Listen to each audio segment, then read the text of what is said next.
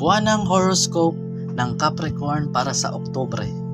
Ang pagkakapwesto ng Rahu ay nasa ika-4 na bahay sa iyong buwanang horoscope para sa Oktubre ngayong 2023. Maaaring magdulot ito ng pagkaabala at kakulangan sa atensyon.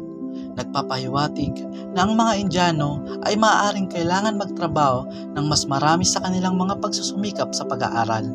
Kasama ng trabaho, maaaring magkagulo rin ang iyong pamilya sa relasyon. Magkakaroon ng mga hindi inaasahang alitan, kakulangan sa pagkaunawaan, mga suliranin sa sarili, at mga hamon tungkol sa mga ari-arian at mga lokal na miyembro ng pamilya. Magdudulot ito ng mga pag-aaway, pati na rin sa iyong kasintahan at maaaring maapektuhan ang iyong mga romantikong relasyon.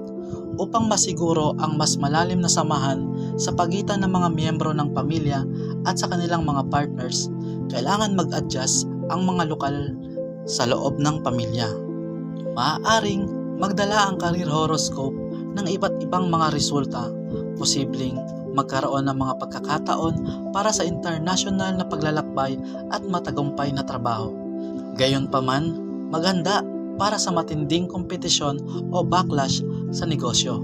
Maaaring magdulot ng magandang kita at mga pagkatalo ang iyong buwanang horoscope para sa Oktubre. Kaya't, kinakailangan maging maingat ang mga lokal sa lahat ng kanilang mga galaw sa kanilang career horoscope.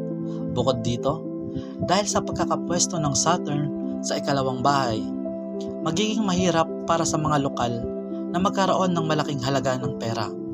Bukod dito, maaaring magdulot ng pangangati ng mata o mga isyu sa ngipin, ngunit wala namang malalang problema sa kalusugan para sa mga may zodiac sign na Capricorn ngayong buwan. Kaya, isang tip para sa horoscope ng Capricorn ngayong Oktubre. Mag-focus rin sa iyong karera upang makamit ang mga pinakamalaking kita sa mga darating na buwan.